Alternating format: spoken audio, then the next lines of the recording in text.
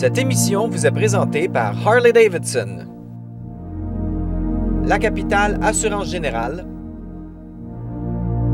et par Yamaha. C'est beau le Québec, hein? Et une bonne façon de le découvrir, c'est à moto avec des amis. Justement, aujourd'hui, à l'émission Motomag, on s'en va rencontrer notre ami Yves Constantino qui nous fait découvrir la belle région de Mont-Laurier et du célèbre Joe Monferrand. Le tout sur la toute nouvelle Can-Am Spyder de BRP. Beau programme.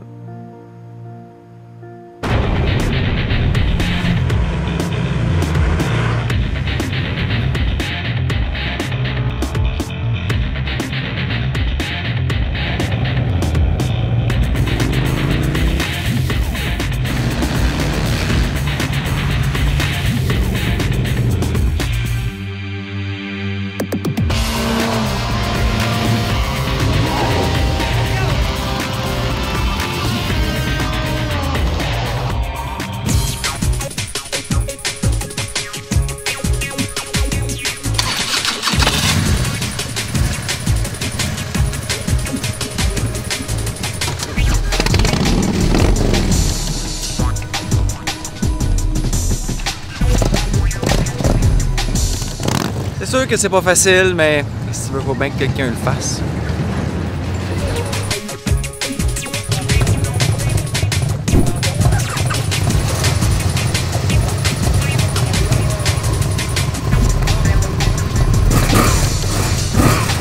Notre guide aujourd'hui pour la randonnée, c'est Yves Constantino de Mont-Laurier, de Constantino et Fils, une institution ici à Mont-Laurier. Vous êtes connu partout.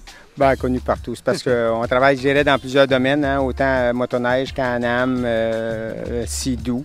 Fait que, puis on a tellement de belles régions. Puis on a eu la chance de recevoir plusieurs gens d'RDS là, pour découvrir les Hautes-Laurentides. Oui. Ben, en tout cas, on se promène avec lui, tout le monde le connaît. C'est pas compliqué, tout le monde le connaît.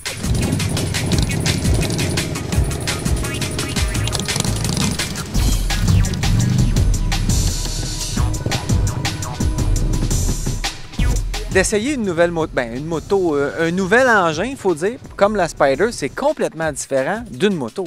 C'est vraiment complètement différent. Je suis un motocycliste de longue date. Puis quand on tombe sur une Spyder, on a fait l'expérience entre les deux. Quand on vient m'emmener, qu'on fait corps avec la moto, on s'avance un petit peu. C'est un feeling complètement différent. C'est un petit peu magique. Puis ça, je pense que c'est, je dirais, caractéristique des produits de BRP. Tu tombes sur un produit BRP, en plus d'être agréable, c'est trippant. Tu sors de là avec le sourire aujourd'hui, fait que c'est ça qu'on a connu. Mais je dois dire qu'au départ, je vais être honnête, là, au départ, je n'étais pas sûr de la Spyder parce que je me disais, bon, dans les courbes, il faut ralentir, c'est pas comme une moto, on penche pas, mais il faut pas penser moto, il faut penser Spyder, c'est complètement différent. Il faut vraiment penser Spyder, c'est rien de comparable.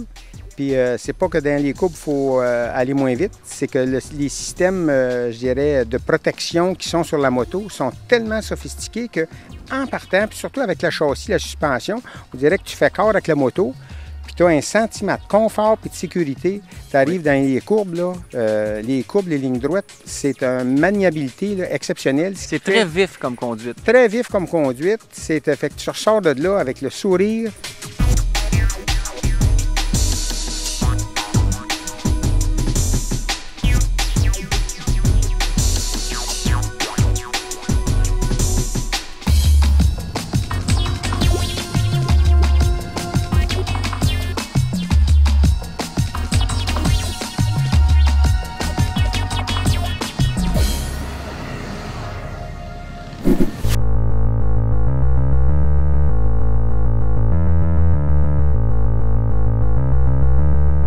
Alors Yves, ici, on a une statue de Joe Monferrand, une légende québécoise.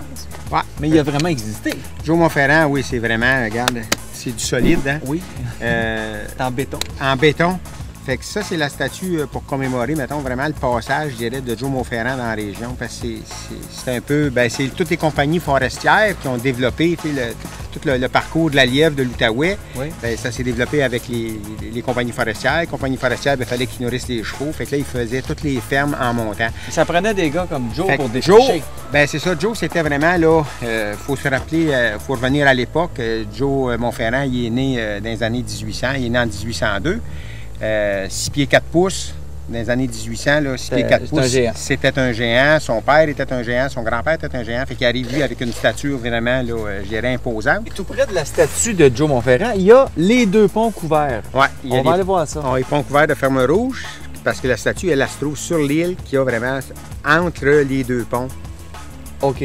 qu'on va aller voir. Ici, on retrouve les seuls ponts jumelés de la province de Ah oui, Québec. un à côté de l'autre. Un à côté de l'autre, qui relie les deux rives de la rivière via, mettons, l'île. Le premier, 1903, lui, il a été bâti avec toutes des chevilles de bois. Des chevilles de bois. Ouais. Fait que ça, c'est le plus vieux. Fait que lui, il avait été bâti la première année. L'année suivante, mettons, ils ont bâti sur la rive est. Ils ont dit, ah, on a oublié qu'il restait un côté à Non, mais franchir. fallait ça. À ce moment-là, il faut remettre ça dans le contexte. C'est les compagnies forestières là, là, qui sont en train de développer. Fait que là, il y avait à aller desservir l'autre côté de la rive. Là, ils ont bâti le deuxième pont. Mais l'année suivante, le pont il a été bâti avec toutes des clous. C'est fantastique. Mais quand on a enfilé sur le premier pont tantôt, je regardais la machine que je conduisais, une machine super futuriste. Je regardais le pont, tu regardes, il y a 100 ans d'histoire entre les deux, de l'ingénierie québécoise.